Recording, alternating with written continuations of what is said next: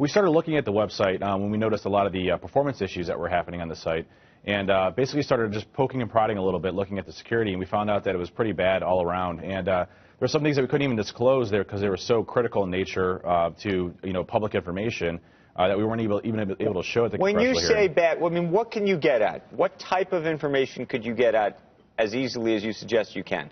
Well, everything from hacking somebody's computer, so when you visit the website, it actually tries to hack your computer back, all the way to being able to extract email addresses, usernames, first name, last name, locations. All of those different things are available now on the website. And now, well, there's a lot of questions this raises. One is, can the site itself be fixed, and how long will that take from your perspective? Well, this is a tough one because, when you develop a website, you develop it with security in mind, and it doesn't appear to have happened this time. So when they created this website, they kind of threw a lot of things together, mixed and matched a bunch of parts, and then kind of put it on the site to be used by the general public. And so when you have that type of website, it's really hard to go back and actually fix the security around it because security wasn't built into it. So it's going to take a long time to actually address, and we're talking multiple months to over a year.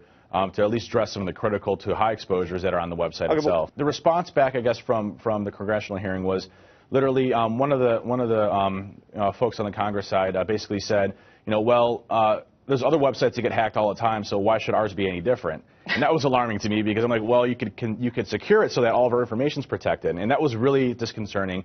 But a lot of others are really trying to fix this and address it. The problem is we're not getting any type of information around what type of information is actually being secured or the types of information that's being secured. So we're kind of at a loss at that point.